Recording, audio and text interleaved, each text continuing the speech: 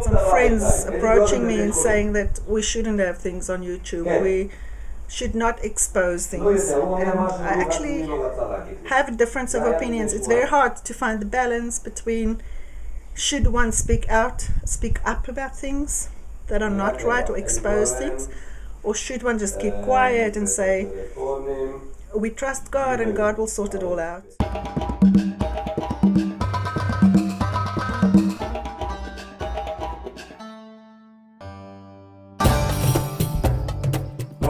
כן, בוואטסאפ, בליסון ספרדית, כן.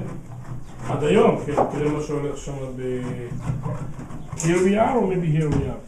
Where we are? No, here we are. זה אני... This I only put in. מה אתה גורם לי לדבר אנגלית? לא רוצה לדבר אנגלית. We had a bit of a problem on Friday, let's put it this way. And on Friday, Yochanan decided that's it. He had enough of farming. It was too intense. There were too many problems. He felt that he was completely discouraged and unmotivated. And he told me next week he's packing his things. We're getting out of here. We're going to live outside of Israel, which I don't agree with. I prefer to live in Israel and raise my children here. But if he needs a break, he's my husband. If he needs a break to go for a year or two. We didn't even discuss a specific place. He mentioned Europe because he has a European passport. I have South African passport also, as well as Israeli citizen, both of us. We are looking at other options. We have heard of some other options in Israel, and some friends are following up for us on that. So it's been an intense week and a busy week. And now Yochanan is learning with his friend. They are learning about the Pashtunim. It's one of the lost tribes of Israel that lives in Pakistan. And this man is a student. I think he's doing his doctorate degree. And Yochanan is helping him to translate. There's a very specific book available in German. And Yochanan is helping him to translate it to Hebrew. נתפס על ידיהם, על הבריטים, הפשטון ואלי, כי חוק שימוש לוקלי בלבד. Some days I really feel that I would rather just, I think, leave and start somewhere else where the atmosphere is better and I can raise my children in a positive atmosphere. But in another way, Yochanan has spent 10, 11 years of his life. He put in everything, he built up everything, he's attached to the land. He says it takes at least 5 years to get to know the land, what grows there, what doesn't grow there, how the weather works. So, look, we have appealed the court case. The judge has signed that nobody's allowed to destroy the farm until the next court has heard the case. And has made a decision. It's the higher court. So that will take time. We don't have a date specifically. So we'll have to see. So we're going to first see. It depends if we are happy, if we want to appeal another time. If the other side is happy, maybe they want to appeal. So it could go on for a long time. We feel, and our lawyer that's helping us really feel that we have to appeal because there were a lot of discrepancies. And I'm not going to go into the details now. So we're doing that. So we're riding the wave, and it's up and down. It's not easy, but have to stay positive. Have to trust God that whatever's going to happen is going to be the best for us as a family. And at some stage, we're going to have to make a decision. Actually, this is one thing that triggered what happened last week. The difficult situation on Friday is that I had some friends approaching me and saying that we shouldn't have things on YouTube. We should not expose things. And I actually have a difference of opinions. It's very hard to find the balance between should one speak up about things that are not right or expose things, or should one just keep quiet and say, we trust God and God will sort it all out. Now I feel what we learn as Jews is that we shouldn't wait for God to do miracles. We should do what we can humanly possible, and then if necessary, God will do a miracle for us. Sometimes like when somebody has a big sore, it has to be opened up and for all the things to come out in order to clean it, for it to heal. That's how I see, and there's a difference of opinions. It's something that I'm struggling with at the moment. That's my true answer. To know where's the balance, how much should one say. I really believe one should focus on the positive. It's positive energy, it's positive thinking, it's better this way for everybody.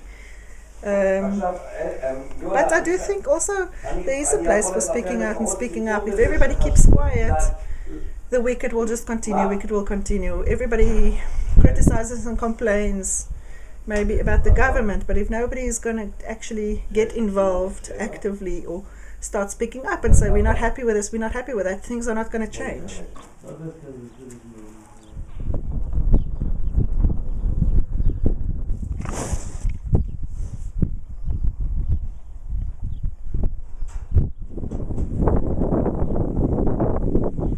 What happened this week was that I think it's okay to mention, but there's a small Arab village between us and the neighboring farmer, about 1 kilometer from here. Somebody called Yochanan and asked him please to bring some water. So Yochanan took a bottle of water and he called him again 20 minutes later, please bring some more water, and Yochanan took some more water. And not long after that somebody called us and say, why are you talking to the left wings? Why do you have contact with him? Why are you shaking hands with him? I'm not sure even if it was left-wing activists, if it was Arabs, non-Arabs, Jews, I don't know. And it's just for me sad that we're not allowed even to take a cup of water to somebody. I think it's wrong. I think any person who asks you for a cup of water, it's a basic human decency. We feel, where have we come to? We feel a little bit discouraged at the moment with all of this. It's crazy. Something as small as that that can be taken out of proportion. And I said to him, I think you did the right thing, and I would be angry with you if you did not take water to this person. And now this becomes a reason for I don't know, smearing his name black or making him, I don't know, since when are you not allowed to talk to anybody?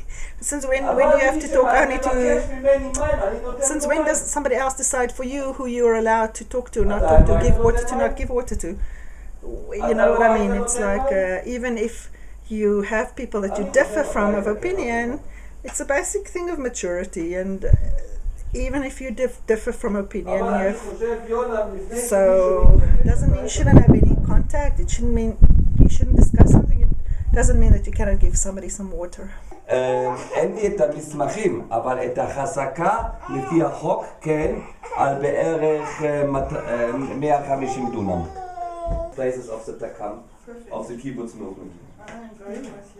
Tomorrow is a meeting in Efal. You succeed always to put all your fingers into the cake. Not one, all 10 of them.